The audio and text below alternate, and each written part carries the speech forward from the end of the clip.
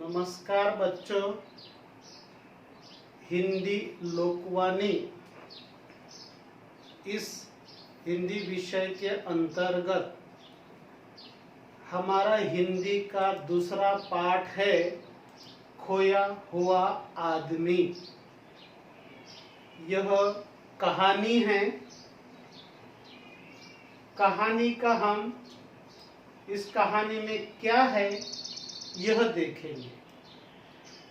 तो इस कहानी के जो कहानीकार है वह है सुशांत सुप्रिय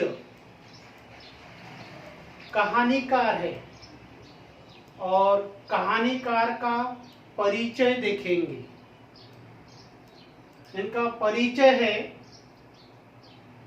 रचना धर्मिता सुशांत सुप्रिय जी के जीवन का अभिन्न अंग है। आपकी रचनाएं जीवन की सच्चाइयों और विडंबनाओं का सीधे सीधे साक्षात्कार करवाती है। आपने हिंदी के अतिरिक्त अंग्रेजी और पंजाबी भाषा में भी लेखन कार्य किया। आपकी लगभग 500 रचनाएं विविध प्रतिष्ठित पत्र पत्रिकाओं में प्रकाशित हुई है। प्रमुख कृतियां है एक बूंद यह भी जो कविता संग्रह है, हत्यारे तथा हे राम जो कथा संग्रह है। कथा संग्रह यानी कहानियां है, उसमें कविता संग्रह यानी अनेक कविताएं हैं। इन गांधी जी कंट्री अंग्रेजी कविता संग्रह है आदि इनकी प्रमुख रचनाएं है।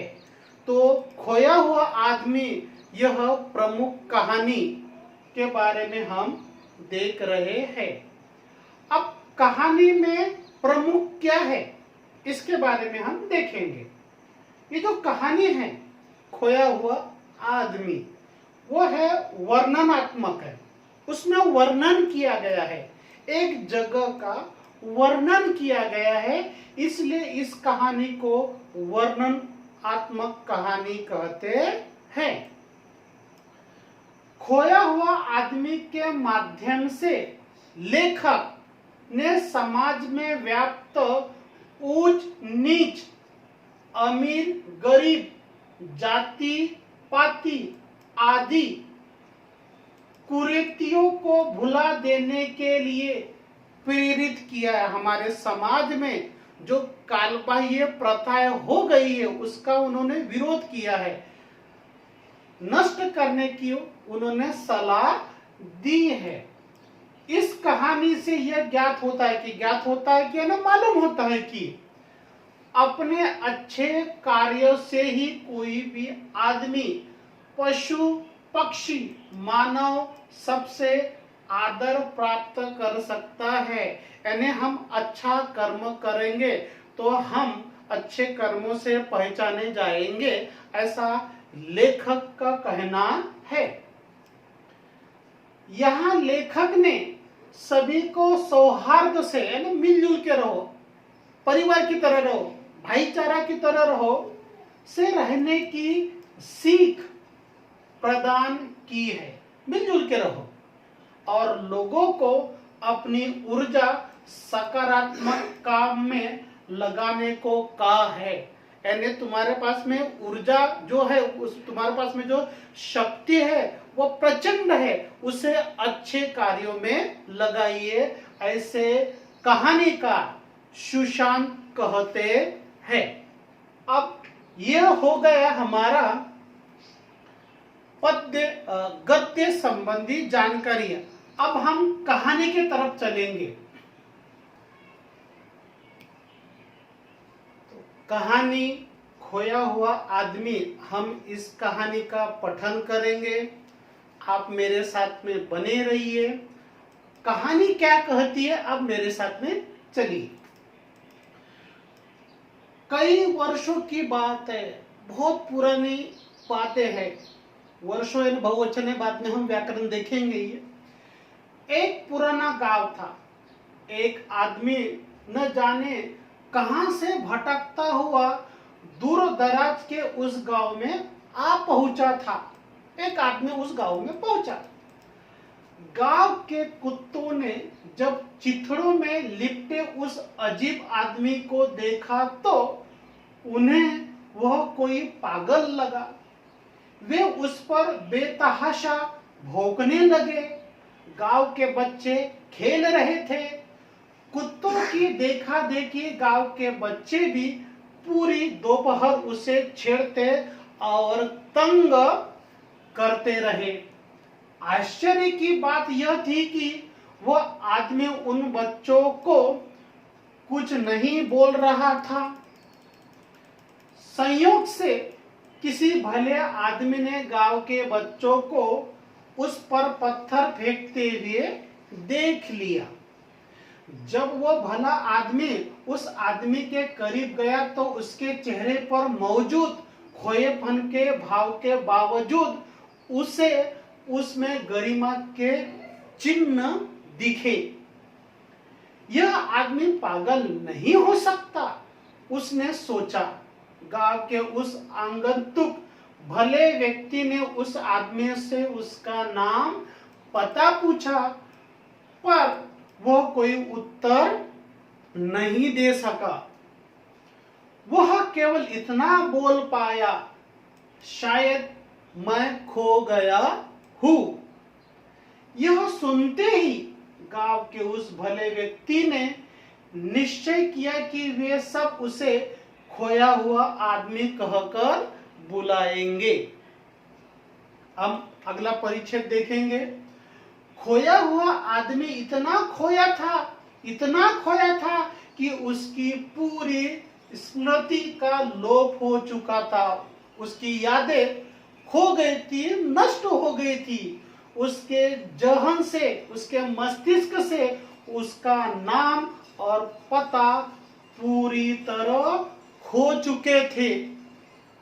न उसे अपने जाति पता थी, न अपना धर्म, लेकिन अपने खोएपन में भी उसमें परिचित जैसा कुछ था जो उसे अपना सा बना रहा था। लिहाजा इसलिए जब उसे गांव के अन्य लोगों के पास ले जाया गया तो उसे देखते ही सभी एक स्वर में बोल उठे। क्या बोल उठे? अरे, यह खोया हुआ आदमी तो बेहद अपना सा लगता है। उन्होंने उसे अपने ही गांव में रख लेने का फैसला किया, निर्णय किया। वो आदमी भी उस गांव में रहने के लिए तैयार हो गया। उस गांव में वो आदमी तैयार हो गया रहने के लिए। खोए हुए आदमी की आवाज बहुत मधुर थी। कभी कभी वो अपनी सुरीली आवाज में कोई पुराना गीत गाता था। उस गांव की गाय भैंसे उसके गीत की स्वर लहरियों से मंत्रमुग्ध होकर ज्यादा दूध देने लगती। गांव के बच्चे उसका गीत सुनकर उसकी ओर खींचे चले आते। गांव के बड़े बुजुर्गों को भी उसके गीत उसकी युवा अवस्था के सुंदर अतीत की याद दिलाते। गांव के लोगों ने पाया कि जब से वो खोया हुआ आदमी वहां आया था, गांव के फूल और सुंदर लगने लगे थे। गांव की तितलियां ज्यादा मोहक लगने लगी थी। गांव के जुगनू ज्यादा रोशन लगने लगे थे। गांव के बच्चे भी अब ज्यादा खुश रहने लगे थे, क्योंकि बच्चों को वह सम्मोहित कर देने वाले कमाल के गीत सुनाता था। ये पूरे गांव का वर्णन इस परिच्छेद में है। आगे देखेंगे हम कहानी। गांव के कुत्ते अब उसके सगे हो गए थे। वे उसके आसपास ऐसे चलते जैसे उसे गार्ड ऑफ ऑनर दे रहे हो, सम्मान दे रहे हो। उन्हीं दिनों गांव की एक वृद्धा को सपना आया। गांव में एक महिला रहती थी, उनको स्वप्न आया। क्या आया? कि वो खोया हुआ आदमी दरअसल असल में उसका ही बेटा था, जो बचपन में कहीं खो गया था। वह एक गरीब महिला थी जो घास काट कर, उपले थाप कर और पेड़ पौधों की लकड़ियां इकट्ठा कर अपना जीवन चलाती थी। उसने खोए हुए आदमी को अपने सपने के बारे में बताया। क्या बताया? उसके साथ रहने लगी। खोए हुए आदमी ने अपनी माँ की इतनी सेवा की कि वृद्धा को लगा कि उसका जीवन धन्य हो गया। आगे हम कहानी देखेंगे। धीरे धीरे गांव वालों को खोए हुए आदमी के कई गुणों के बारे में पता चलने लगा। वह पशु पक्षियों से बातें करता प्रतीत होता। लगता था जैसे वो पशु पक्षियों की भाषा जानता हो। वह आंधी, तूफान, चक्रवात आने, ओले पड़ने या टिड्डियों के हमले के बारे में गांव वालों को पहले ही आगाह कर देता, पहले ही सूचना देता था कि खतरा आने वाला है।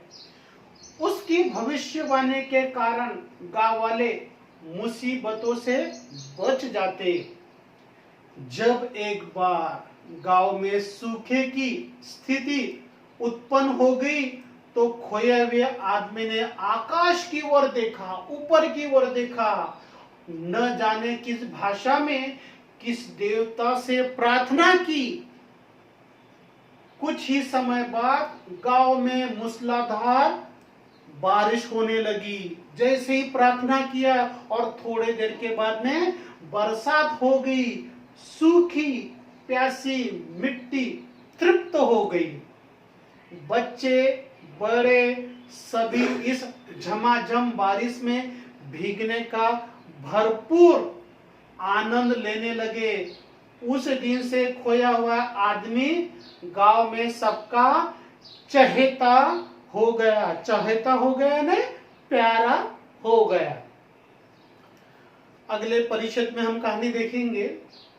गांव के किनारे कुछ घर दलितों के थे और कुछ मुसलमानों के।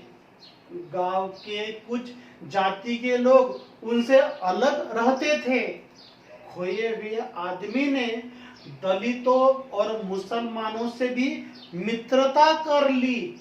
वो दैनिक कामों में उनकी मदद कर देता, उनके कर्तव्य समझाता, उन्हें उनके अधिकारों के बारे में बताता, दलित और मुसलमानों के बारे में बताता। देखते ही देखते गांव के दलित अपने हक की मांग करने लगे। उधर गांव के बड़े बूढ़ों पर भी खोए हुए आदमी के समझाने का असर हुआ, प्रभाव हुआ। धीरे धीरे दलितों का शोषण बंद हो गया। जाति के नाम से, धर्म के नाम से पहले शोषण होते थे, उन्होंने आवाज उठाई, बंद हो गया।